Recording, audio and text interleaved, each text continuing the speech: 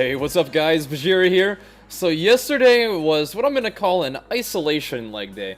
It's basically a leg day where I didn't do squats, which is the first one in a long time, but sort of following the trend of my deload chest day, I can sort of view this as like a deload leg day. Didn't really hammer out the compound movements like I normally do. Normally, I really anchor my leg days around squats. Those are the main thing that I'm there to do, and I pump out tons and tons of sets of squats, and I feel like I get a lot out of that. However, today I was like, you know what? That deload idea is actually a pretty good thing to institute, especially this week where I've been doing a lot of cardio, keeping my calories pretty low, and I kind of want to give my body a chance to recover from the really intense week's worth of workouts that I'd been putting in for the past couple weeks. So I feel like a deload isn't that bad of an idea. But the other thing that I really liked is on my chest day deload, even though I was doing lighter weight, I was able to get a really firm grasp and control of the way the muscle was functioning. So getting a really good stretch and a really good and full squeeze of the muscle. It meant a lot, and it felt a lot different than my normal workouts for my chest. And so I thought I'd try that same sort of idea today for my legs, because I don't know if you guys have been keeping up, but for the past couple weeks, I've been getting up in the morning and running most days. I think what I'm going to do now, because my lower legs are just kind of hurting just randomly, it's not really a big deal. It's just one of those things that happens when I'm getting back into running, I feel like. But regardless, I think I'm going to run about every other day. So I'm going to run one morning, and then the next day I'll probably hop in the gym and still get, 40 minutes of cardio on an elliptical or Stairmaster or whatever for a little while, and then do my weights in the evening. But regardless, I've been doing that for the past couple weeks, getting that cardio in the morning and then hitting the weights later in the evening. And I still do a little bit of a warm-up, like in a cool-down on most days. So I'm getting in like an hour plus of cardio every day. And before you guys start worrying about that and telling me that I'm going to be wasting all of my gains on cardio, one of the reasons I'm doing cardio is because I really genuinely enjoy it.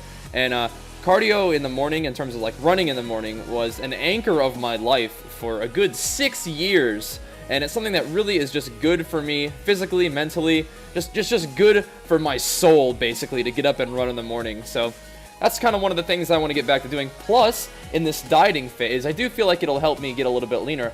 Plus, I do feel like my cardiovascular shape, my cardiovascular fitness is something that I definitely want to improve on for multiple reasons. One, it's just good to be in good cardiovascular shape. It's just a healthy thing for your body to be able to do. Plus, it actually does help you on your weight training, because you just don't get out of breath as easily, So you can train with more fluidity and intensity in your workouts without really having to take a break. And I don't usually take a break during my workouts anyway. My recovery times between sets, if I ever am not supersetting, which I normally do, so I guess I should say it that way, I normally just superset and bounce back and forth between two exercises. But if I do rest, I usually don't give myself more than a minute's worth of recovery.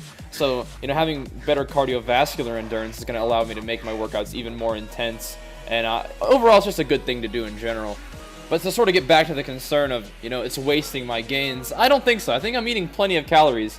I was thinking about dropping my calories down to 2,800, but right now I think I'm gonna work at like 3,000 calories, and I think that's gonna be a good call for me. The way I'm gonna have my macros structured right now, an ideal day for me is gonna look at like 244 carbs, 90 fat, and 328 protein. And the way I'm getting that sort of macro set is less a result of like what I think is optimal in terms of those balances, but it's more like there are certain foods that make me feel good, that I like to eat, that give me good energy, and if I balance those out throughout the day, that's kind of what it ends up being. And for those of you guys who are curious, I'll probably make another diet update video, but it's really nothing that's going to surprise you. It looks a lot like what I've been doing. I mean, it looks even like my bulking meals. I just eat a lot less. So, it's all anchored around a little bit of rice, a lot of chicken, good salads, and then some Greek yogurt. Just have a little bit of dairy, a little bit of sweet tasting vanilla in there, and then of course I also supplement that with some of that CELLUCOR whey protein, just to get some extra protein in there. Plus, it is delicious. So if you get the cravings for like the sweet stuff, like some chocolate for me, that's definitely my chocolate fix. But you get, instead of a bunch of fat and sugar, you just get some really quality whey protein isolate in there, and you don't have to worry about that.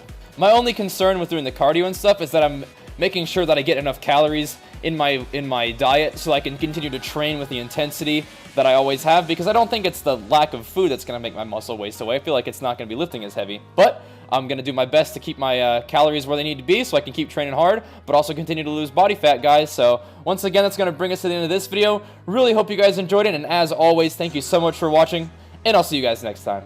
Peace!